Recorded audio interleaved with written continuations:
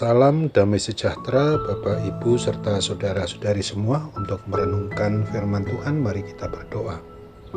Tuhan Allah Bapa di surga yang melampaui segala akal, hati, dan pikiran kami manusia, berfirmanlah kepada kami sebab kami bersedia untuk mendengar, dan mampukanlah kami atas pertolongan Roh Kudus melakukannya dalam hidup sehari-hari. Dalam nama Tuhan Yesus kami berdoa. Amin. Nah, renungan firman Tuhan hari ini diambil dari Matius 14 ayat yang ke-31 yang berbunyi, segera Yesus mengulurkan tangannya, memegang dia dan berkata, "Hai orang yang kurang percaya, mengapa engkau bimbang?" Sebagai tema yang diangkat dari nas renungan kita adalah kebimbangan muncul bagi orang yang kurang percaya. Sebagai orang yang sungguh-sungguh mau hidup untuk menuruti perintah dari Tuhan Yesus, sebagai pemilik atas kita pribadi maupun keluarga yang adalah bagian unit kecil gereja atau umatnya, sungguh-sungguh dibutuhkan suatu keyakinan yang tidak bimbang ragu, harus tertuju penuh kepada Tuhan dan Juru Selamat manusia, Tuhan Yesus Kristus saja. Kisah Tuhan Yesus berjalan di atas air ini adalah kisah yang sungguh sangat terkenal dan umum dikenal di kalangan orang Kristen. Dari kisah ini biasanya kita belajar tentang kehebatan, kemahakuasaan dari Tuhan Yesus dan kekurang percayaan seorang Simon Petrus. Namun ada banyak pelajaran yang bisa diambil dari kisah ini. Salah satunya adalah ketiadaan jaminan kemudahan hidup di dalam kita mengikuti jalan dan kebenaran dan hidup Tuhan Yesus. Akan tetapi adanya jaminan penyertaannya dalam sepanjang hidup kita. Kita harus yakin dan percayai itu. Dan dari kisah ini yang kita tahu berawal dari para muridnya yang sudah naik perahu menuju ke seberang Danau Galilea.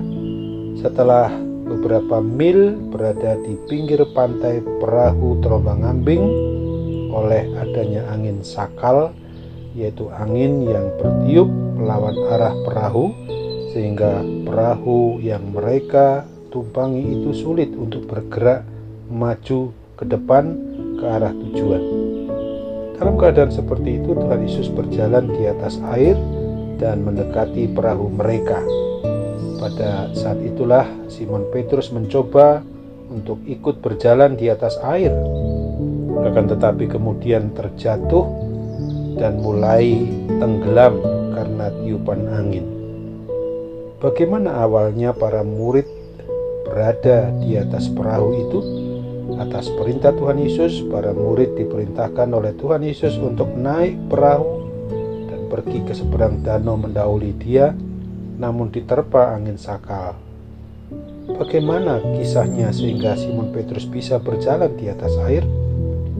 Petrus diperintahkan oleh Tuhan Yesus untuk berjalan di atas air, namun terkena tiupan angin. Akan tetapi Tuhan Yesus tidak pernah meninggalkan mereka. Ketika mereka dalam kesulitan, Tuhan Yesus datang memberikan pertolongan pada waktu yang tepat. Percaya dan beriman sungguh-sungguh mengikuti perintah dari Tuhan Yesus bukan berarti jaminan hidup kita akan mudah dan lancar. Justru jalan kebenaran dan hidup yang kita ikuti sebagaimana yang ditunjukkan oleh Tuhan Yesus akan penuh rintangan dan tantangan. Akan tetapi Tuhan Yesus tidak akan pernah meninggalkan kita sendirian. Ia berjanji untuk menyertai kita menghadapi segala rintangan dan tantangan. Seperti dinyatakan dalam Yohanes 14 ayat 18 bagian A berkata, "Aku tidak akan meninggalkan kamu sebagai yatim piatu." Artinya bahwa Tak perlu bagi kita ada yang harus dirisaukan, sekalipun mungkin suatu kali kita berada dalam posisi yang lemah. Yang diperlukan hanya percaya sepenuh hati kita kalau Tuhan Yesus itu berkuasa beserta dengan kita. Demikian juga ketika kita akan meninggalkan tahun yang lama 2020 dan segera memasuki tahun yang baru 2021. Mari kita nyatakan dengan keberanian yang berasal daripadanya, karena sesungguhnya hanya melalui kebenaran firman Tuhanlah yang memungkinkan kita tidak perlu bimbang dan ragu, supaya kita sungguh-sungguh menjadi orang yang beriman percaya secara pasti. Karena apabila kita bimbang, maka sebagai orang yang beriman percaya kepadanya, kita akan tenggelam dalam situasi keduniawian. Amin. Mari kita bersatu dalam doa.